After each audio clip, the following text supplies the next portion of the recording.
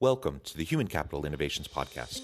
We're your source for personal, professional, and organizational growth and development, where we share original research, explore industry trends, and interview executives and thought leaders from across the globe.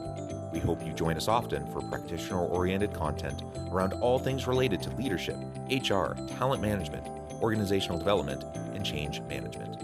Maximize your personal and organizational potential with Human Capital Innovations Podcast. Do you enjoy the Human Capital Innovations Podcast? Please subscribe, leave a review, comment, share, and consider supporting the podcast on Patreon, even at the producer and sponsorship levels.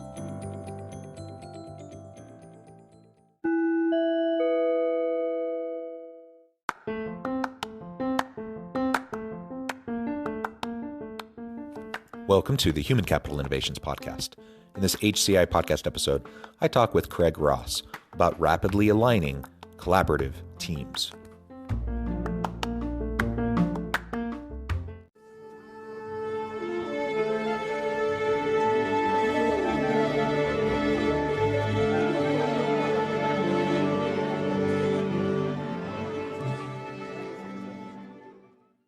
Craig Ross, welcome to the Human Capital Innovations Podcast.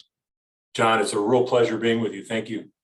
Thank you so much for joining me. I'm excited to have a conversation and pick your brain, and I appreciate you being willing to share your time and your wisdom with me, my listeners, today. We're going to be focusing on rapidly aligning collaborative teams. And I know that's the tagline of your business. That's something you spend all of your time and energy focusing on. So I'm super excited to explore this. And it really is at the heart of a lot of what we try to accomplish in the innovation space as we're trying to help teams optimize and be more effective. As we get started, I wanted to share Craig's bio with everybody.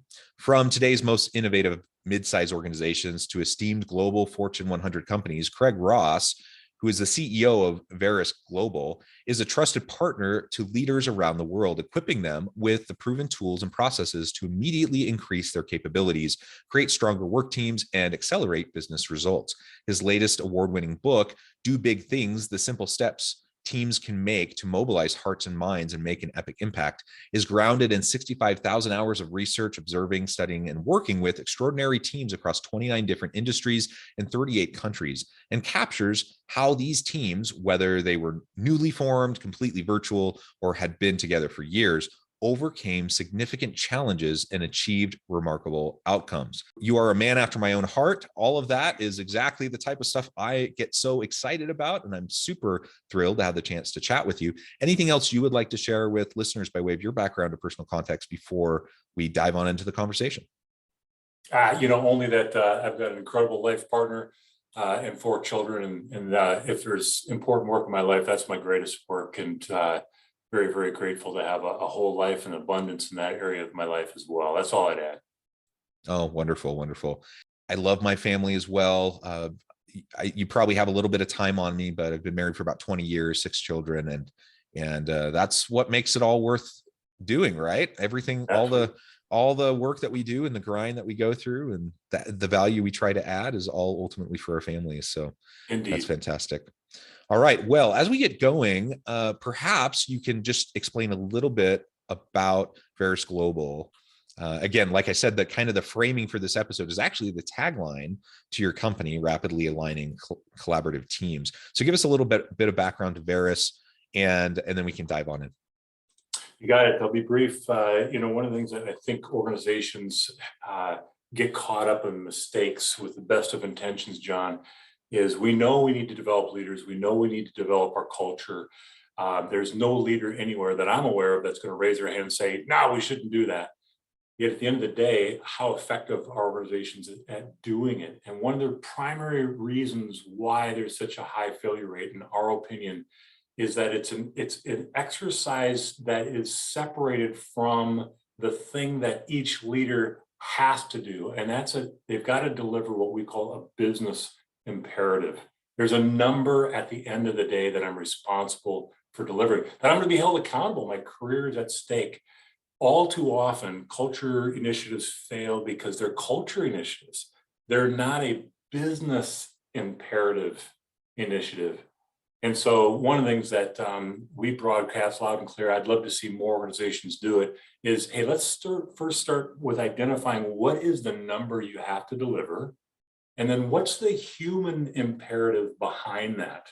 That if we align more effectively, collaborate more effectively, trust one another more effectively, we'll deliver, and people will quickly identify that. And then we'll say, okay, here's how we do it in the flow of work so that I can hit that number at the end of the day in a way that allows me to sleep better at night, because the human beings are better humans because of it.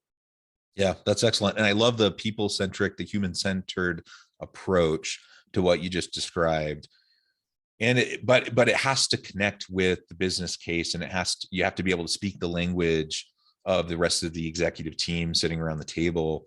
I was reading, oftentimes we talk about in the HR field, people are saying we just need HR to get a seat at the table. And I was reading an interesting article the other day. It might have been Harvard Business Review, I can't remember, but essentially they were saying no.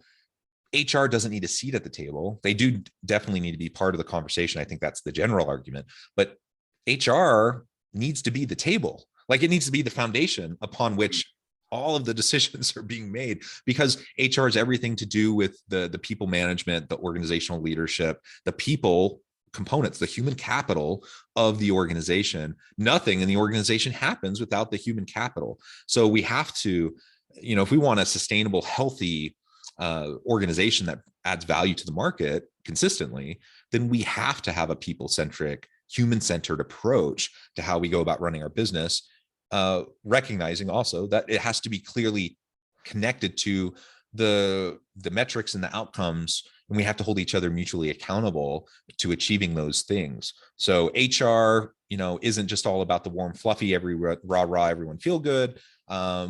That's kind of one end of a caricature and one end of the spectrum. On the other end of the spectrum, you have like this cold-hearted capitalist who only cares about money and doesn't care about people. And I think in most organizations, neither is actually happening. You're somewhere in the middle. So the question is, how do we bring better, more clear alignment in our strategic practices so that we can make sure that we're maximizing the potential of our people, of our teams, of our organization, which is largely going to be built upon the human capital of the organization. Yeah, having done this for obviously a few decades, the leaders that I respect the most, in the course of a conversation, they'll quickly identify, and I'm quoting several of them right now when I say this, they'll say, hey, I just need a really strong finance person and a really strong HR person. You give me those two things and we can rock and roll. So yeah, a lot of experience that would support what you just shared, John. So as we get into the conversation, let's talk about your approach at Veris and throughout your career, what you found, in terms of how you want to go about that alignment of collaborative teams. And your tag phrase is rapidly aligning collaborative teams. I think organizations struggle to align in the first place, let alone rapidly. So how do you go about doing that and promoting that? So it starts with beliefs, and quite frankly, these are beliefs that don't line up with everybody out there, and we expect that, know that, and so these beliefs, we believe, we're biased, right, are inherent in being able to deliver rapidly aligned collaborative teams. Number one is understanding that strategy execution is a social process. And I'm not the first person to say that. There's plenty of researchers, those over the years, that have said, hey, it's the human connectedness. And John, I've listened to some of your podcasts. You've had guests that come on and have talked about the fact that never before in the history of humankind have we been so connected digitally, yet workers are so desperate for human connections that depression's up, suicides are up, disengagement's up. And so we start with this belief that we've got to have a system of human meaning in human connections. So that's number one, strategy, execution, social process. Number two is understanding that changing behaviors is not an intellectual exercise. It's the business of the heart. We are emotional beings. I think it's Daniel Goleman in his research, of course, the emotional intelligence guru, and I think I'm getting this data right, said that up to 91% of our decisions on how you and I are going to interact, John, are based upon how we feel about one another. And not what I think about you, but how I actually feel about it. Now, we know this, right? Let's go back to How to Win Friends and Influence People. Have been telling us for years. It's how people feel about one another. So what do leaders all too often do? is they'll put data in a spreadsheet. They'll make the intellectual case for change. But at the end of the day, if we're not actually activating certain emotions and doing that in a way that connects us as humans, we're going to be sorely disappointed. What we've done is identified ways to make sure that we're doing this in a psychologically safe way that is not rah-rah, fluffy, touchy-feely, but is actually driven by science. And then create simple mental models that drive a common language so we can drive those beliefs and bring them to life. There's one more belief, if you don't mind, John. We fundamentally believe that the whole person is a much stronger leader, a better collaborator, is more likely to be aligned with other peers if they're a whole person. And so all our methodology can actually be applied at home with friends and family. So we're not giving our families our leftovers. And so that's the third belief that drives the outcomes we're promising. Yeah, I love that. We do need to bring our whole authentic self to the work that we do, to the relationships that we're a part of, whether that's the work and relationships at home, in our community, at work, whatever, right? Ultimately, everything we're talking about in terms of this alignment and collaboration, this is what we do in all aspects of our life. It's not just a place for the workplace. It's not just a focus for the workplace. And so I really appreciate you tying it back to that, and it can help us to live more meaningful and fulfilling lives with deeper relationships throughout the different aspects of our life. So I think that's tremendous. The rapid piece, so data driven, but connecting to emotions. That's what I'm hearing you say. And then you laid out a few principles that also help as we try to achieve that. What I observe in many organizations, perhaps most organizations, is that they say they want collaboration. They say they want meaningful connections and partnerships. And they say they want creativity and innovation. Yet a lot of times the policies, practices, procedures, the systems of the organization are actually undermining that very value, that very intention and aspiration. What do you and your team do as you're going into organizations, as you're trying to help them to think through how they can go about truly aligning values with mission and vision of the organization and connecting with everyone on the team, so that we can have this collaboration, while recognizing sometimes the systems themselves, it's not just a culture thing. A lot of times the systems themselves really discourage or actively damage the ability for us to collaborate effectively.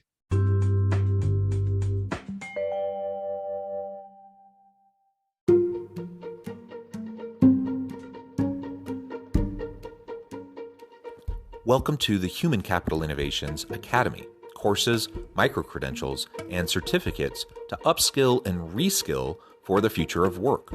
All HCI Academy courses, micro-credentials, and certificates are designed, developed, and delivered by award-winning and internationally renowned scholars, educators, thought leaders, executives, and practitioners.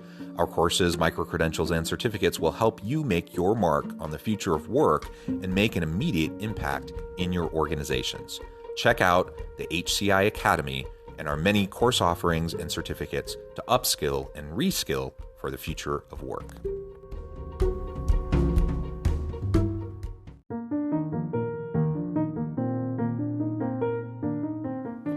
Check out our new weekly LinkedIn newsletter, Alchemizing Human Capital, exploring industry trends via original research and interviews with executives and thought leaders from across the globe. We look forward to having you join us.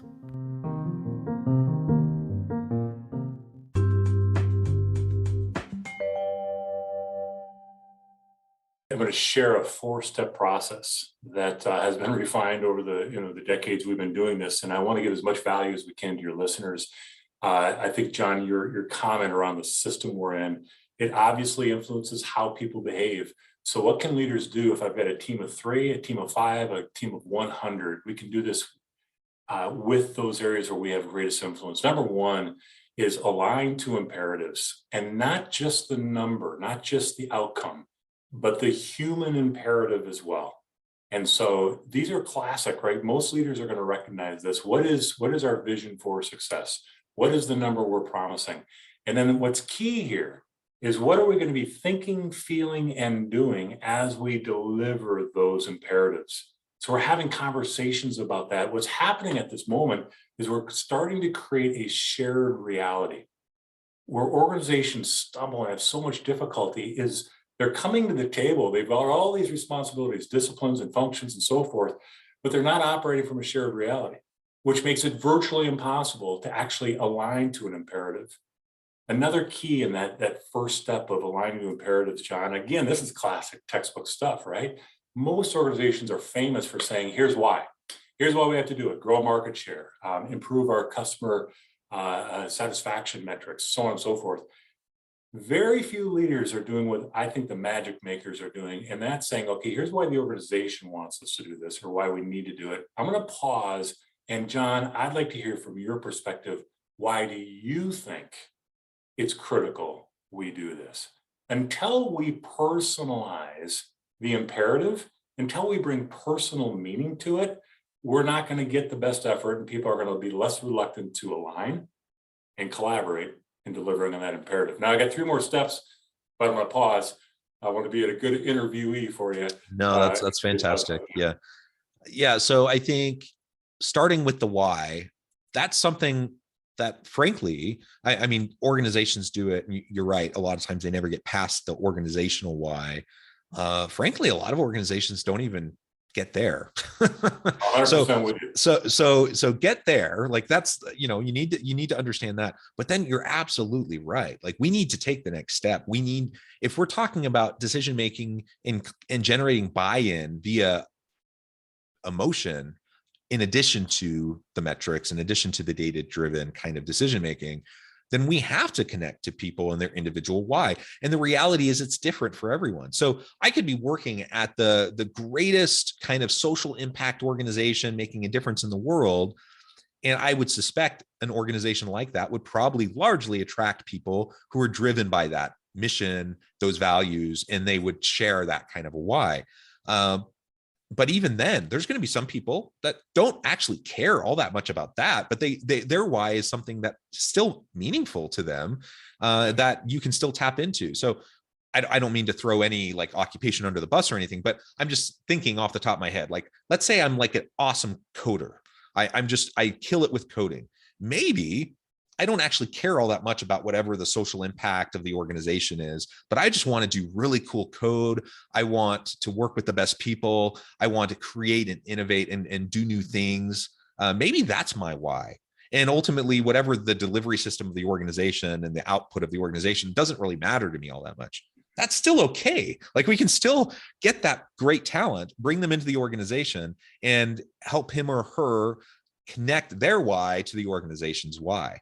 And then the reality is, most of us don't work for organizations, that have like this huge, societal, social kind of good kind of a mission. And so we need to figure out what our why is. We need to understand why we exist. What's the point of us being here instead of another organization? And then connect that back to your people, because you may have 1,000 employees. You may have 1,000 different individual whys. And you, as a leader, that's part of my job as a leader, is to help my team connect to the larger overarching mission, vision, purpose of the organization. You're right. So many organizations just completely miss that. They take it for granted. They just assume, someone's working for us, so clearly they must align.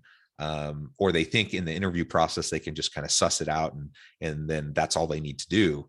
Right underneath the surface of what you just shared is really something critical. Most of the organizations today are, of course, heavily matrix. I've got multiple bosses that I need to report to.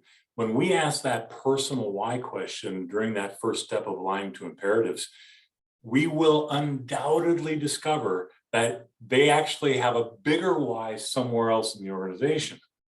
And I want to caution and encourage the leaders that are listening right now. Lots of times people are saying, well, that's bad. Actually, it's really good news.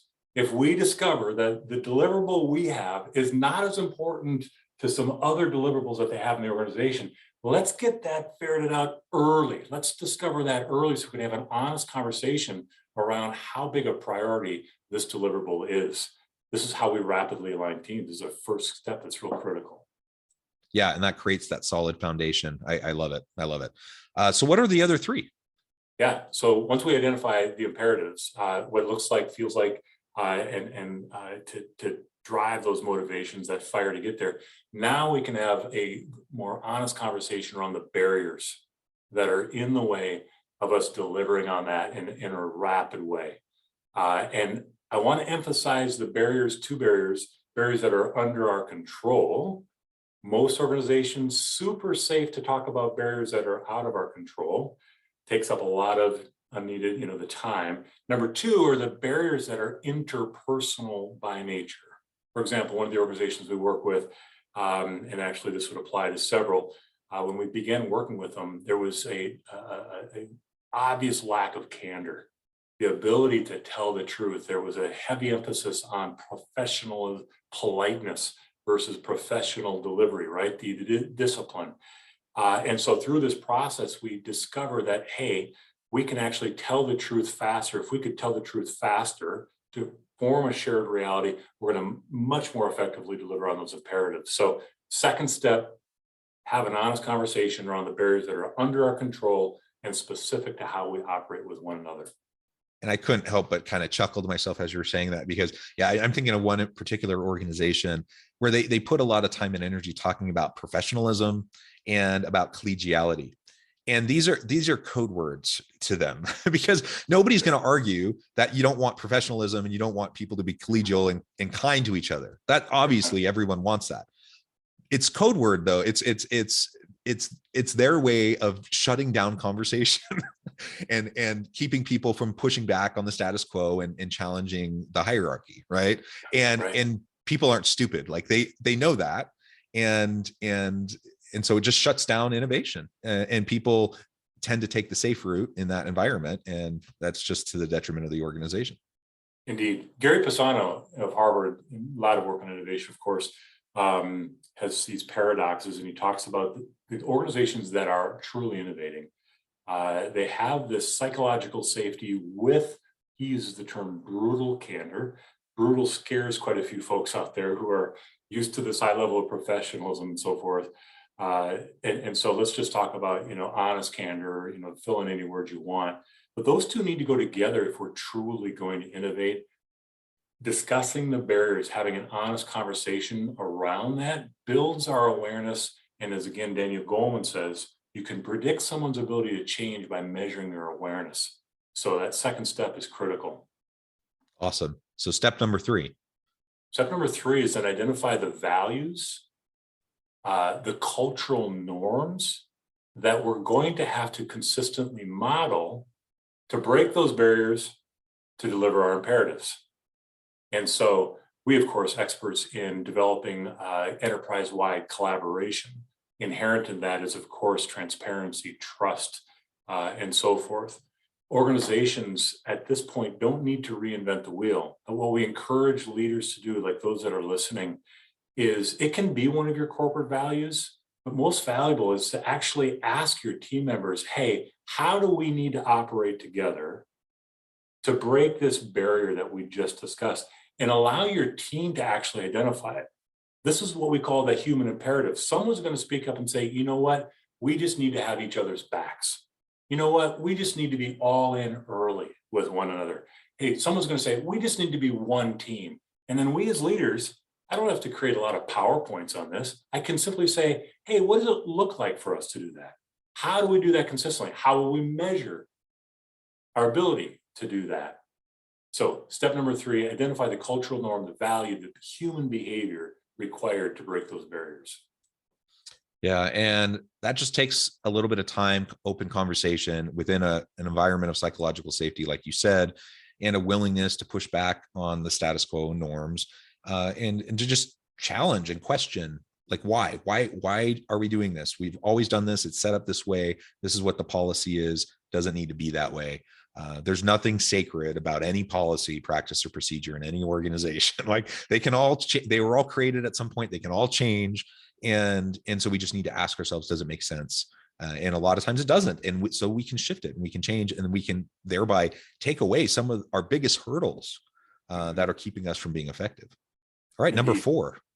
Number 4, so what we're doing is where there's a progress here, progression of moving from what to ultimately the how. And so step number 4 is where we need to ensure that our employees, our team members, ourselves, we're equipped then to model that norm, to create a psychologically safe environment. Just talking about it means it's only going to be rhetoric. And so that's where, of course, we have our area of specialty, is equipping organizations to then model the behaviors, to break the barriers, to deliver the imperatives. But there's a ton of tools out there. There's many frameworks. There's many methods. What's most important is that we're identifying the method, the how to deliver that cultural norm. We're practicing it. As leaders, we're insisting that we're modeling it, and that we're assessing our progress in applying it.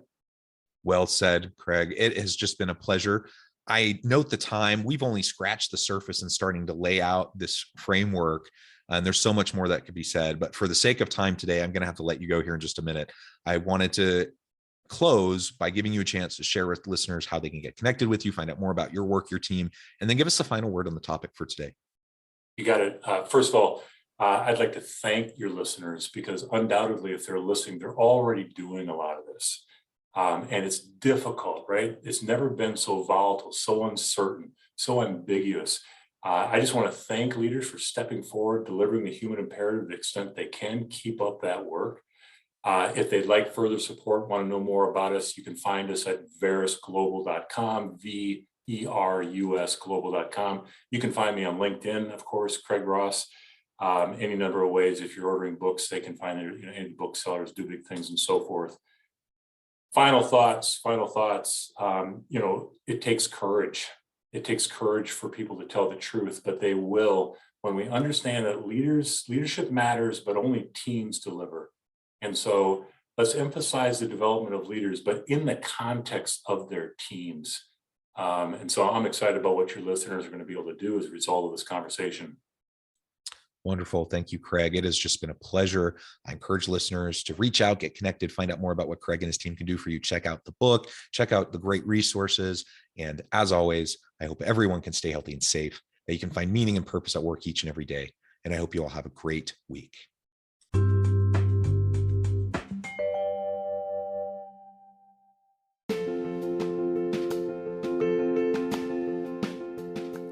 Bluer Than Indigo Leadership: The Journey of Becoming a Truly Remarkable Leader.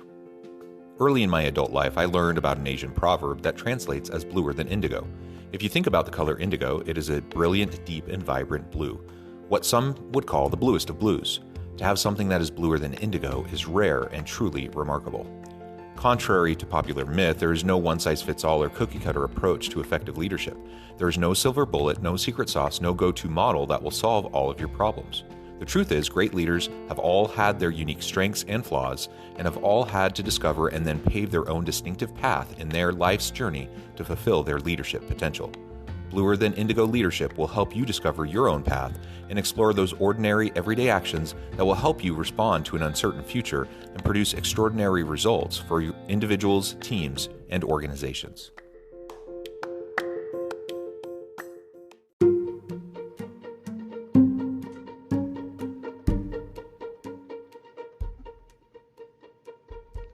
Check out Human Capital Innovations magazine, Human Capital Leadership. Human Capital Leadership is a free, interactive e-magazine with the mission to help individuals, leaders, and organizations find innovative approaches to maximize their human capital potential. We publish issues quarterly in August, November, February, and May. Take a look at the latest issue and let us know what you think.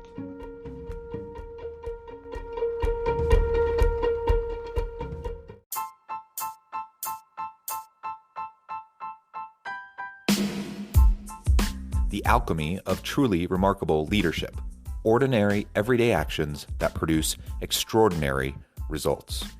Consider how the nature of work has shifted over the past 50 years. With increased globalization, rapid technological advancement, and the shift in economic composition, the average job of today looks very different than the average job of 50 years ago. What will the jobs and organizations of tomorrow look like? Moreover, what does this all mean for organizational leaders? What are the core competencies and capabilities of organizations and their leadership that are prepared for continued disruption and geopolitical and socioeconomic shifts? Regardless of what the future holds, increasingly, leaders need to be socially minded, data-driven, decisive, champions of talent, and disruptors of the traditional notions of leadership, teams, organizations, and work. The alchemy of truly remarkable leadership will help you to explore your own leadership competencies and capabilities and consider ways to apply and implement them into your workplace and personal life.